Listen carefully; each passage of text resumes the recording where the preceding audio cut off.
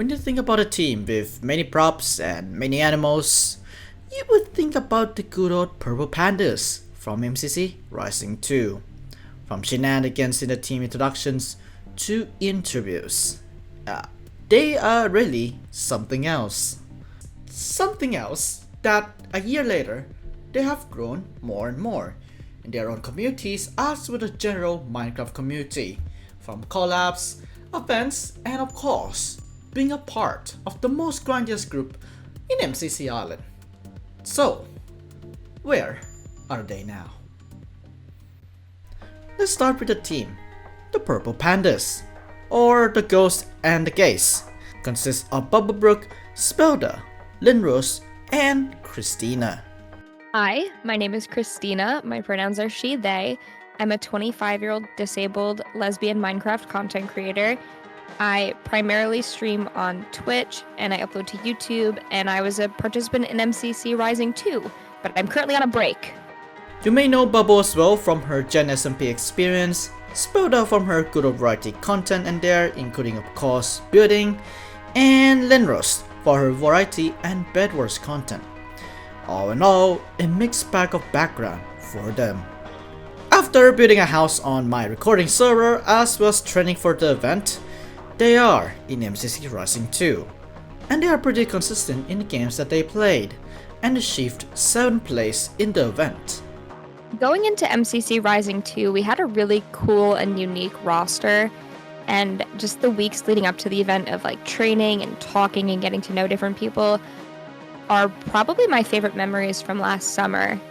The event itself, interestingly though, I did not have the best of times in, and it wasn't anything to do with the event or the people, but I just felt so much pressure to try to perform the best that I ever could, and I got really stressed about that, and it ended up making me perform worse and feel worse.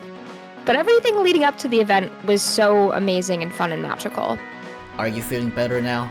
After a couple of months on, after that, are you feeling better? I am, because since then, it's something I've worked through a lot with my therapist, this idea that I have to be the best at anything I try to do because I'm trying to represent these and uplift these communities. And my therapist has been very helpful with me in realizing that representation doesn't mean you have to be the best in a room. It just means being able to make a space in a room and then hold the door open so other people can step in and become a part of this thing. And regardless of how I placed, how I performed, how I was doing mentally during the event, I was still there. I was still a part of it.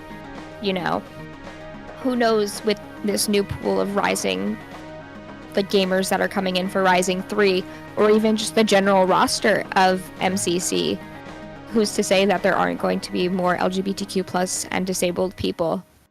After Rising 2, everyone went back to their own separate ways, with Bubble continuing her GenSMP journey and Spelda starting up her college time and being quite focused on that for a while.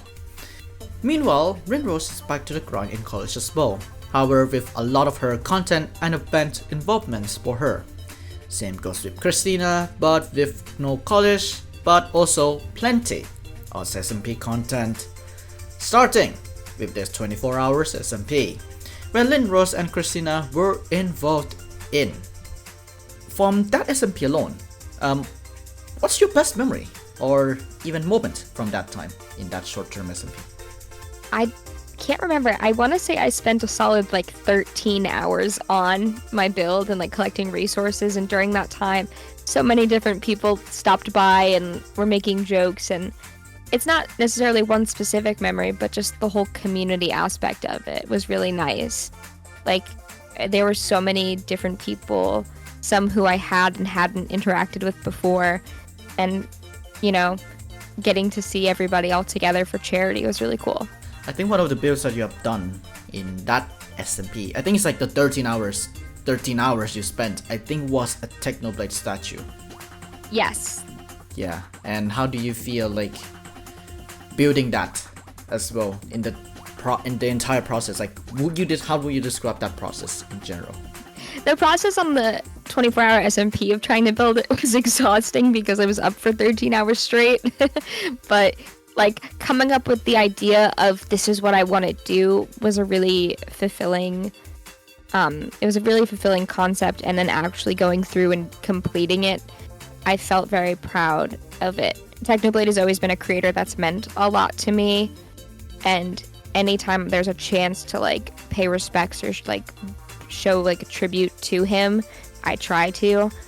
And so when it came to the 24-hour SMP and like, oh, there's so many different things you could do on there. There's achievements, you could go achievement farming, you could do builds. Like, I opted for a build, and I decided I wanted to build something to memorialize him on that server.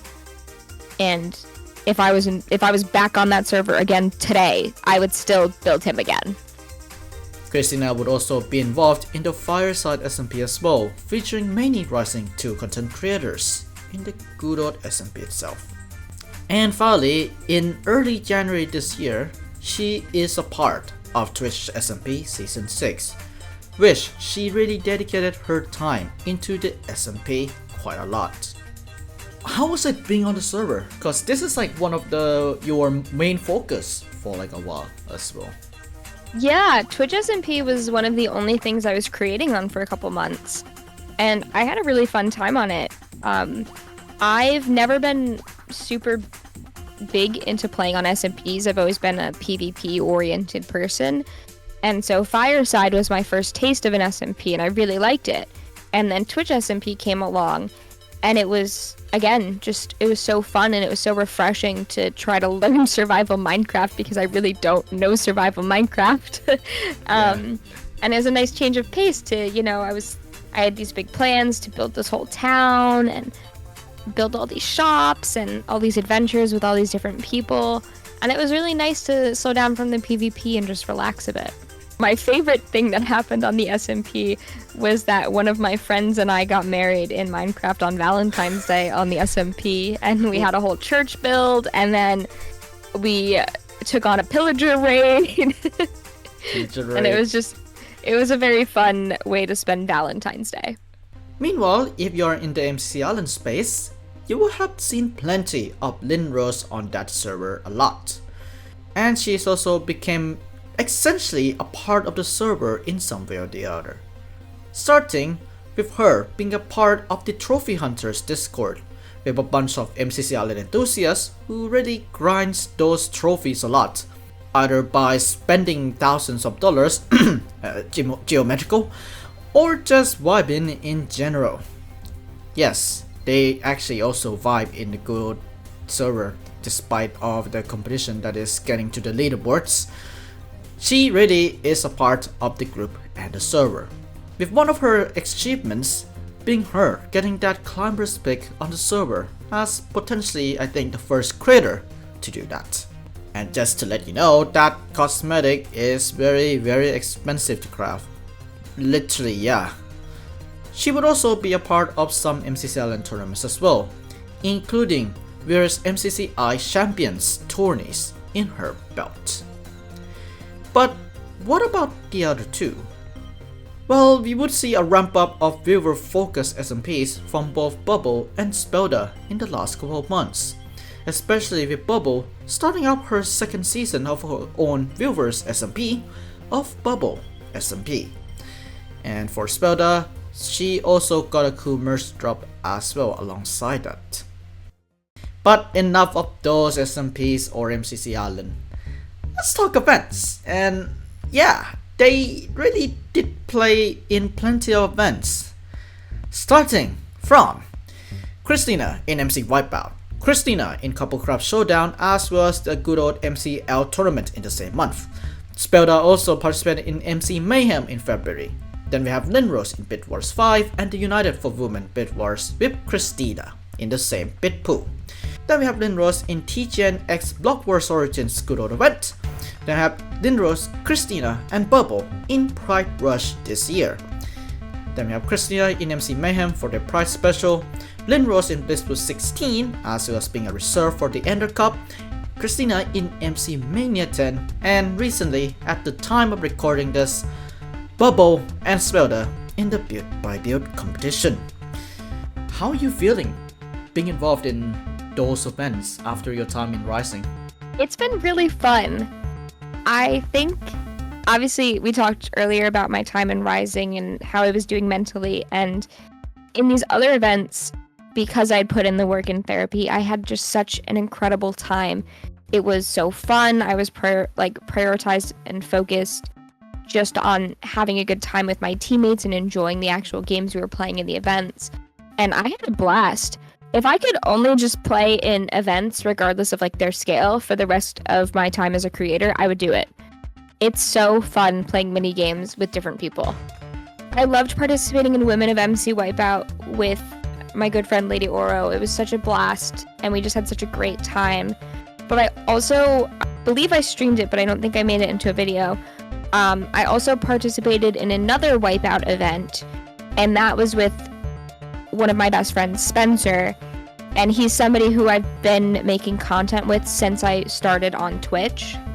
So it was really cool to participate in like the trials for Wipeout with him, even though we didn't end up making it through to the actual like formal event. It's really nice to be able to like do events and participate in them and play all these different games with people that you genuinely really like love and care about. And I love that I got to do that with him. Other than that, we would see plenty of charity works from them as well, especially with the Jingle Jam Plobby at the end of 2023, featuring Bubble and various other Rising competitors. And we have also Rinrose being a part of the Make-A-Wish Foundation as well. Pretty nice indeed. You would also see plenty of collaborations outside of Minecraft and outside online, touching grass of course, for Bubble, with her attending EGX in the UK, TwitchCon Rotterdam with the Rising 2 lads, and then also being caught by a net in a Nintendo UK meetup. Is she caught by a net though? I do not know. Yeah. So what now? Well, Linrose is still continuing to be heavily a part of Trophy Hunters, as well as continuing her time in her final year of college, and is also taking a little bit of a break for a while. Same goes with Christina for the break, minus the college, but maybe we may hear some news perhaps from her. What are your plans for the future of content creation, aside from like maybe some MCC Island, maybe some Hoplite, like etc etc? Are there any other plans? If all goes well with my doctors and the current like schedule that we're on and the routine we're trying out, I'm hoping to be back to content by the end of September. And with that, I'm hoping to start streaming a couple times a week again, a mixture of, like you said, MCC Island, Hoplite. Maybe I'll find another SMP to join, or maybe I'll just do something casual with my friends.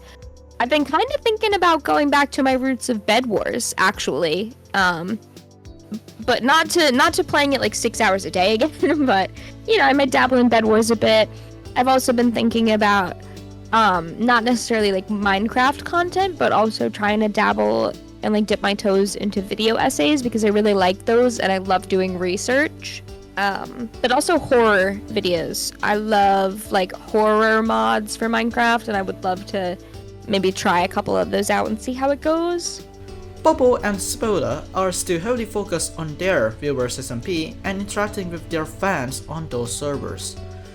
And Spoda is going back to college again. Wishing her the best of luck over there. How do you feel about your rise from then to now, sitting here? It's really fascinating to think about how much has changed in a year. And, you know, even though I've been on this break for a couple months, I feel like the past year, I've just had so much growth as both a person and a creator. I am so much more willing and able to participate in things that I don't know anything about. You know, like I've overcome that fear of the unknown, the fear of not being liked or not being the best, and really expanded my horizons in terms of, oh, let's try this event, let's try this SMP, all of these different areas within content creation that I'd never explored before. I've really been loving, and I think that's been my biggest rise, so to speak, from last year to now. This team really has the potential to grow and overcome their obstacles and challenges along their way. What will come next for them? We'll have to see in the future.